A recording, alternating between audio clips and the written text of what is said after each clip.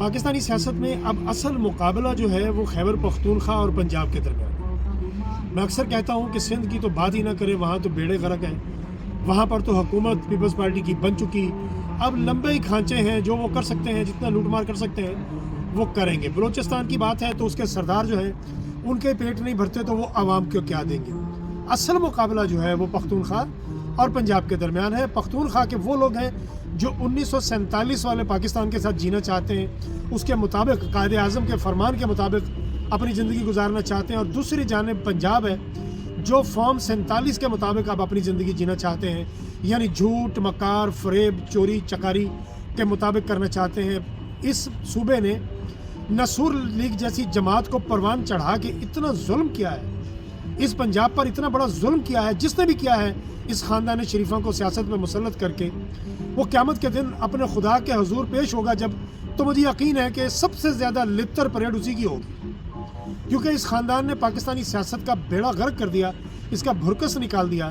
اب ایک جانب پھلن دیوی کو لا کے بٹھا دیا گیا جو خود اپنی سیٹ ہار چکی ہے۔ پھلن دیوی سے یاد آیا، مجھے ایک دوست نے میسیج لکھا کہ آپ کی مہربانی آپ اس کو پھلن دیوی کہہ کے اصل پھلن دیوی کی انسلٹ نہ کریں، وہ تو بیچاری معمولی سی خاتون تھی یا چھوٹی موٹی ڈاکو کہلاتی تھی، یہ تو بہت بڑے ڈاکو ہیں۔ بات مجھے کسی حد تک اپیل کرتی ہے کہ واقعی بی جمالو زیادہ بہتر نام ہے، کیونکہ be Jamalo P T V کا وہ کریکٹر ہوا کرتا تھا جو ہر گھر میں فساد برپا کرتا تھا، تو یہ بھی ایک فسادن عورت ہے جسے میں بی جمالو کہتا ہوں۔ اب ایک فسادن عورت کو، انتقام سے بھری ہوئی عورت کو، جس کے بارے میں عظمیٰ بخاری کہتی ہے کہ وہ ہماری ریڈ لائن ہے، اس کو میڈم چیف منسٹر، پہلی بات تو یہ ہے کہ میڈم لفظ کی میں نے پہلے بھی وضاحت کی تھی کہ یہ پنجاب میں کوئی زیادہ اچھا نہیں سمجھا جاتا، یہ گوروں کے الفاظ ہیں، گوروں کو ہی سوٹ کرتے ہیں۔ پاکستان میں، پنجاب میں میڈم پتہ نہیں کس کو کہتے ہیں، وہ میرے بہت سے دوست جانتے ہیں، لہذا عظمیٰ بخاری کو بھی اس لفظ سے گریز کرنا چاہیے۔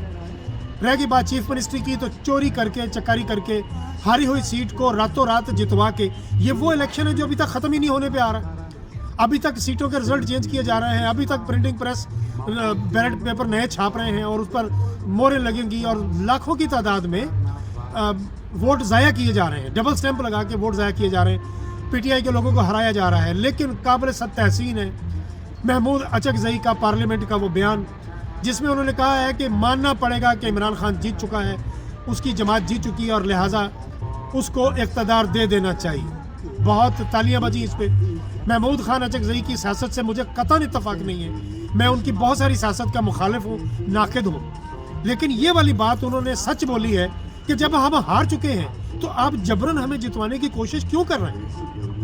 اور جبراً جنہیں جتوایا گیا ہے، میں نے کل کے ویلاگ میں بھی کہا تھا کہ وہ اللہ تعالیٰ کے 99 ناموں کے نیچے کھڑے ہو کے انہوں نے اللہ کے نام پہ حلف لیا ہے۔ یہ کس قدر بدبخت بد نصیب لوگ ہیں، اور کیسے لوگ ہم پہ مسلط ہو رہے ہیں جن کے اندر نہ شرم ہے نہ حیا ہے۔ یہ وہ بے ضمیر اور بے غیرت لوگ ہیں جو صرف اپنے مفاد کے لیے، اپنے اقتدار کے لیے پاکستان کی تمام قدروں کو اپنے پیروں کے نیچے لینا چاہتے ہیں۔ بات ہم کر رہے تھے بی جمالوں کی، کہ مقابلہ ہے اصل میں خیبر پختونخوا کی طرف۔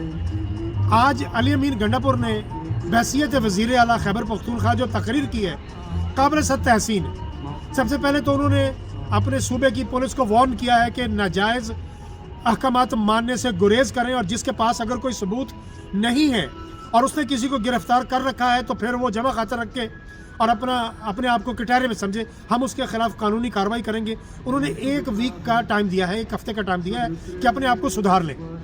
خیبر پختونخوا کی پولیس نے پہلے بھی خود کو بہت اچھا سدھار لیا تھا اور بہت اچھا جا رہا تھا یہ صوبہ۔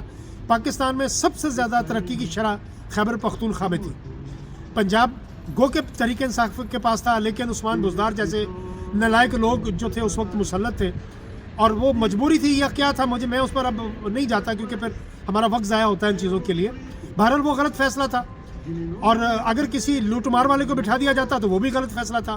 جیسے کہ آپ کو پتہ ہے کہ کچھ طاقتور لوگ جبراً علیم خان کو وزیر اعلیٰ پنجاب بنانا چاہتے تھے، اور علیم خان اگر اس حالت میں بھی باز نہیں آتے اور وہ قبضہ مافیا میں ان کا نام آتا ہے، اور وہ عمران خان کی ATM کے نام پر جانے جاتے تھے، جہانگیر ترین بھی اور یہ بھی، تو اگر ان کو وزیر اعلیٰ بنا دیا جائے تو پھر یہ طاقتور لوگوں کو کتنے ارب دیں گے؟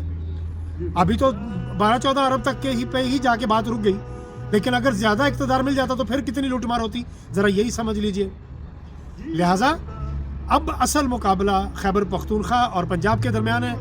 पंजाब में बेतहाशा लूटमार होगी जो कि इस ख़ानदान का वतीरा है। उसने कहा कि करप्शन मेरी रेड लाइन है, यकीनन है, इसलिए कि पंजाब में ख़ानदान शरीफा के अलावा किसी को करप्शन करने की इजाज़त हो ही नहीं सकती। ये इख्तियार सिर्फ ख़ानदान शरीफा के पास है। करप्शन सिर्फ वही कर सकते हैं। 16-16 अरब की टीटियाँ सिर्फ इनके अकाउंट में लगती हैं। मकसूद चपड़ासी के अकाउंट में अरबों रुपया आता है और फिर वो हार्ट अटैक में मार दिया जाता है। और वो FIA का वो डायरेक्टर जिसके पास केस लगा हुआ था रिजवान, उसकी डेथ हो जाती है। तो ये तमाम चीज़ें जितनी मशकूक हैं, उनके जो अगर आप देखें तो रास्ता ये है वो इसी ख़ानदान की तरफ जाते हैं। लिहाजा इंतकाम से भरी हुई ये औरत, अब जिसको इक़्तिदार आपने सौंप दिया, ये बचपन से आज अब तक अपनी ज़िद्दें निभाती चली आ रही है। एक ज़िद उसने अपनी और निभा ली है, उसको मनवा लिया है। अब मुझे नहीं पता कि ताकतवर लोगों की कौन सी कमज़ोरियाँ उस औरत के पास है। वीडियो का तो मुझे पता है कि वीडियोस तो उसके पास बेशुमार हैं, बल्कि सुनने में आया था कि 12,000 के करीब वीडियोस हैं। और वो लोग क्या करें बेचारे, वो मजबूर हैं। वो क्या करें, अपनी माँ बाप के सामने, अपनी बीवी बच्चों के सामने वो नंगे हो जाएंगे, जिनको पता है कि हमारी फोहश औरतों के साथ हमारी नंगी वीडियोस हैं। लिहाजा फिर वो अहकामात मानने पड़ते हैं। हाँ, अगर ये सारे मिलके एका कर लें और ये फैसला कर लें कि यार जो होगी देखी जाएगी, लेकिन एक दफ़ा हमने हक सच के साथ खड़ा होना है, तो अब आप यकीन कीजिए कि अवाम इनको माफ़ कर देगी, इनके घर वाले इनको माफ़ कर देंगे। लेकिन एक दफ़ा खड़े तो हो, इज़्ज़त, गैरत और अहमियत का मुजाहरा तो करें। मुकाबले में मैं अभी भी आपको दावा कर रहा हूँ कि बहुत जल्द, चंद महीनों में आप देखेंगे कि खैबर पख्तूनख्वा बहुत आगे निकल जाएगा और पंजाब में आपको नौटंकियाँ मिलेंगी, रंगबाजियाँ मिलेंगी, तस्वीरें मिलेंगी, टिकटॉक मिलेगा, यूट्यूब मिलेगा और लैपटॉप मिलेंगे। और इसके अलावा सड़कों पर लंबे बूट मिलेंगे। हॉस्पिटल्स में जाके, इंग्लैंड में जाके अपना दुपट्टा हम लेते नहीं, और एक बच्ची के दुपट्टा सर से सरक जाए तो हम वहाँ दुपट्टा देना शुरू कर देते हैं। ये रंगबाजियाँ अब आवाम जान चुकी है, लोग समझते हैं। लिहाजा ये सब कुछ नहीं चलेगा। मुकाबला पख्तूनख्वा और पंजाब, लेट्स सी क्या होता है।